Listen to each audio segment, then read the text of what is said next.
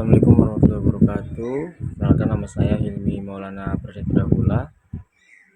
Di sini saya akan mempresentasikan analisis konflik Rusia Ukraina berdasarkan 4 prinsip diplomasi. Baik, langsung saja kita ke slide berikutnya. Di sini ada latar belakang. Konflik antara Rusia dan Ukraina dimulai sejak tahun 2014. Itu aneksasi Crimea.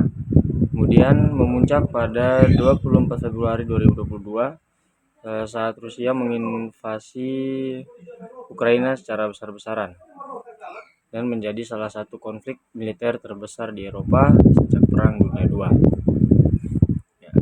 Di sini adalah aktor-aktor yang terlibat adalah Rusia yang dipimpin oleh Presiden Vladimir Putin sebagai pihak penyerang, kemudian Ukraina yang dipimpin oleh Presiden Volodymyr Zelensky sebagai pihak yang mempertahankan kedaulatan. Kemudian ada kelompok separatis pro-Rusia di wilayah Donetsk dan Luhansk. Kemudian ada NATO, Uni Eropa, dan Amerika Serikat yang mendukung Ukraina melalui bantuan ekonomi dan militer. Kemudian ada organisasi internasional seperti PBB dan ICRC, Palang Merah atau Palang Merah Internasional, yang berperan dalam bantuan kemanusiaan. Berikutnya adalah sebab konflik. Seperti yang kita ketahui bahwa sebab konflik mereka ini karena Rusia yang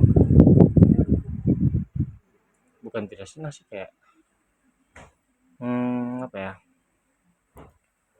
Rusia ini tidak ingin Ukraina bergabung ke NATO gitu.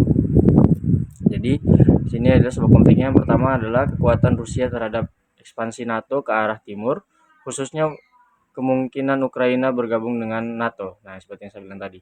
Yang kedua, aneksasi Crimea oleh Rusia pada tahun 2014 yang dianggap ilegal oleh komunitas internasional. Kemudian ketegangan identitas dan politik antara pemerintah pusat Ukraina dan wilayah timur yang berbahasa Rusia. Kemudian gagalnya implementasi perjanjian damai Minsk 1 dan 2 yang sebelumnya dimaksudkan untuk menghentikan konflik di Donbas.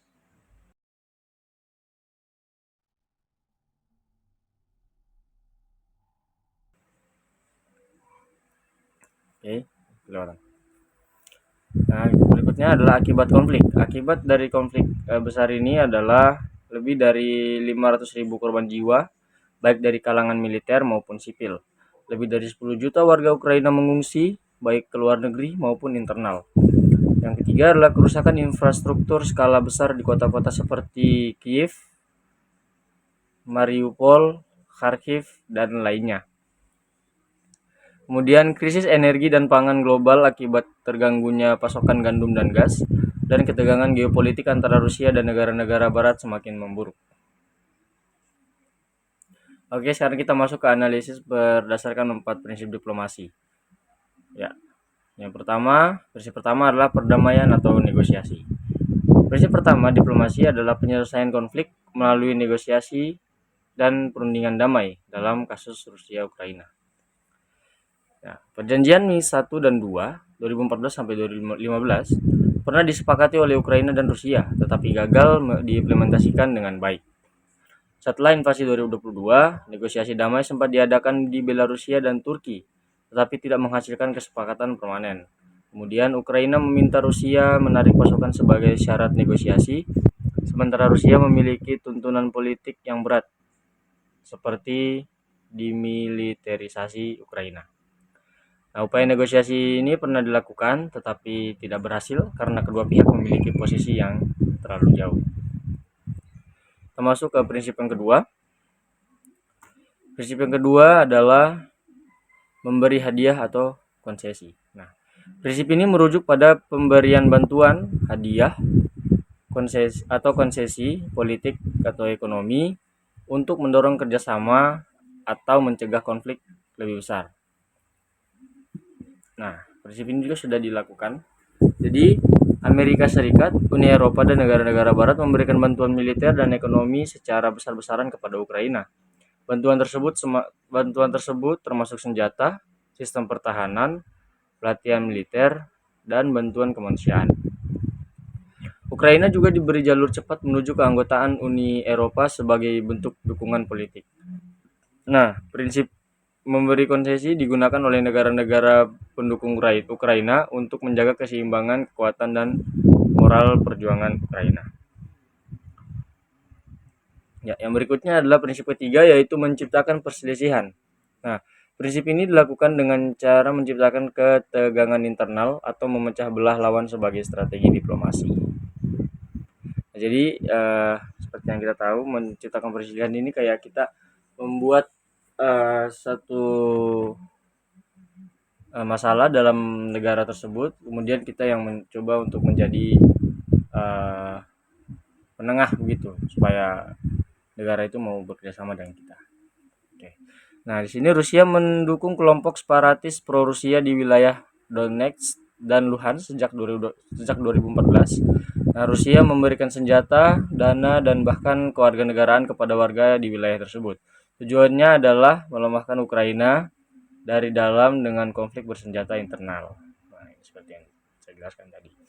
Nah, Rusia menerapkan prinsip ini secara sistematis sejak awal konflik sebagai upaya melemahkan pemerintah pusat Ukraina. Terus, ini prinsip yang keempat atau yang terakhir adalah mengancam atau menggunakan kekuatan nyata. Prinsip ini mencakup penggunaan kekuatan militer atau ekonomi sebagai alat tekanan. Rusia melancarkan invasi militer skala penuh pada 24 Februari 2022, menyerang berbagai kota di Ukraina. Rusia juga menggunakan senjata energi dengan menghentikan ekspor gas ke negara-negara Eropa. NATO merespons dengan meningkatkan kehadiran militer di Eropa Timur, serta menjatuhkan sanksi berat terhadap Rusia. Penggunaan kekuatan nyata menjadi strategi utama Rusia, sementara negara Barat menggunakan ancaman ekonomi dan militer sebagai respons. Sekarang kita masuk ke bagian terakhir, yaitu refleksi dan kesimpulan.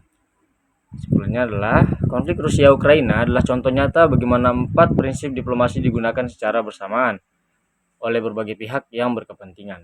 Yang pertama itu adalah perdamaian sulit dicapai karena masing-masing pihak mempertahankan posisi keras. Yang kedua, konsesi dari negara Barat membantu Ukraina tetap bertahan.